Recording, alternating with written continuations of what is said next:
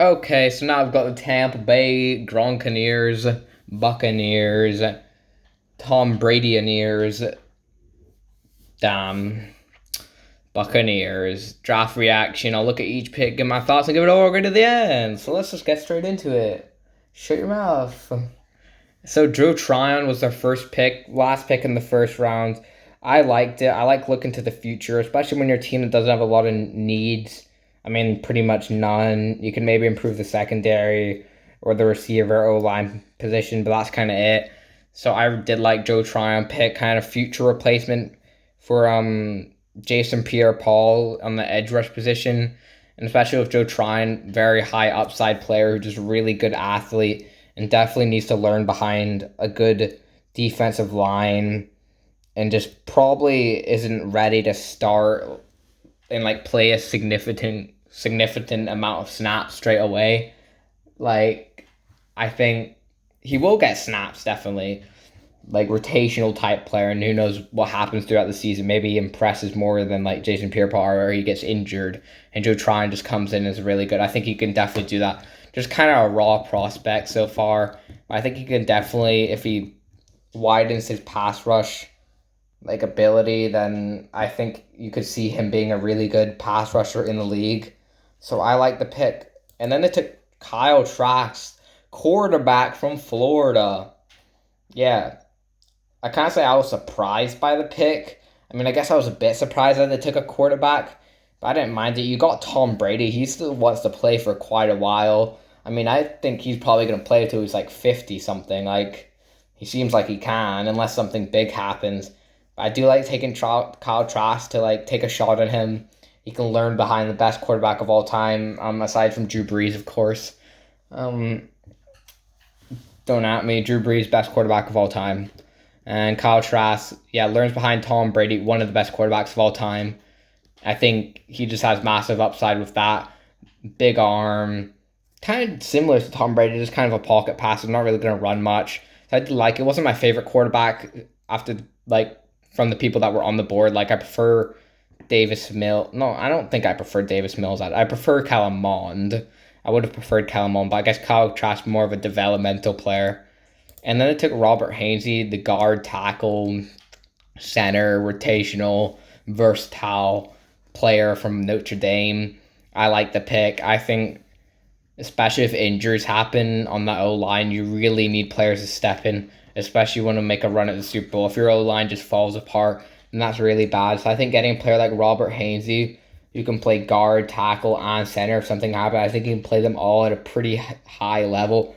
I don't ever think he'll be elite at any certain position, but I mean, just like being a good backup and maybe eventual starter at like a position on that O line, I think is really good. And you just get somebody that can play all over the place, not just a player that can play one position. So I did like that, getting a good player in the third round, and it just makes more sense for the Buccaneers also.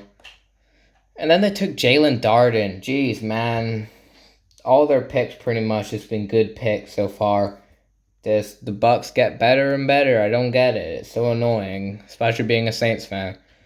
But taking Jalen Darden, really good speed threat. Played it in North Texas. Was kind of that number one player there. When you just put on the tape, man, he just destroyed everybody he came up against. He's a really good receiver. But I mean, 5'8", yeah, he's undersized. But I just don't think it's going to be a big deal. He'll just run past you. And he's pretty good with the getting the ball in the air and just contested catchers.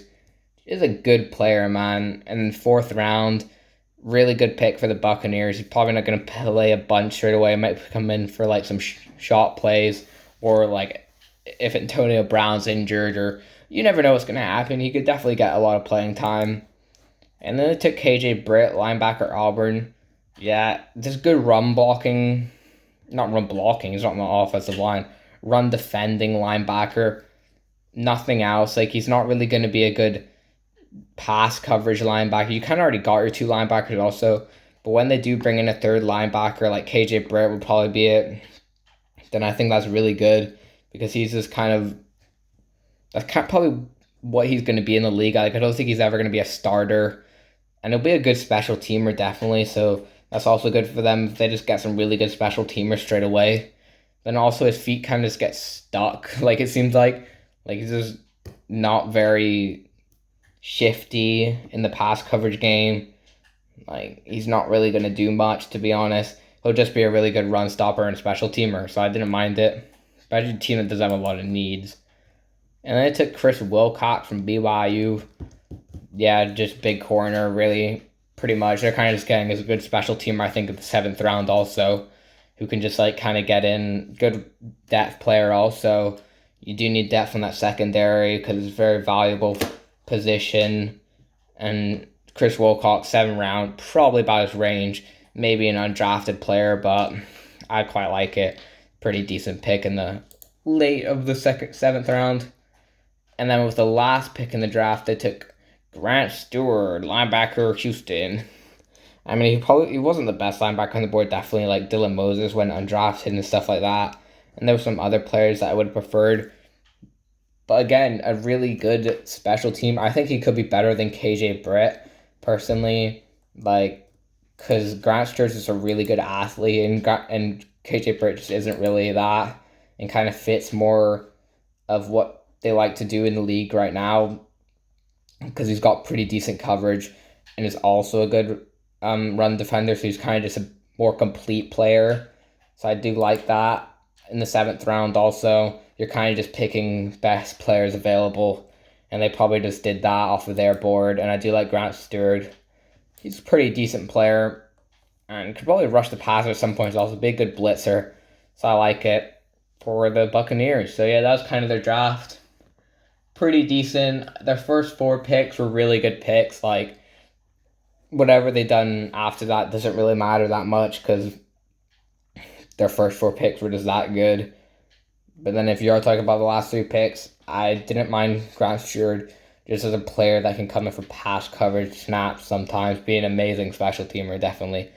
It was kind of just KJ Britt wasn't the biggest fan. But that's not even a bad pick. Like, I'm kind of just trying to nitpick at whatever it is. But that's pretty much it. And I think overall, probably going to have to give it an A, just with those first 4 picks. If it was, well, I'm not going to give it an A plus because I didn't like every single pick. That's kind of why I would give it. Or if there's like one pick I didn't really like, there's like a couple that I didn't like that much. So A, still a really good grade for them. They got amazing players. I think they got some starters in the future. They kind of just look for the future in this draft, definitely. Like their first 4 picks are kind of just future players because their roster's that deep. And then, yeah, that's kind of it. And Tampa Bay Buccaneers, well done. And I hope you go 0-17 next year.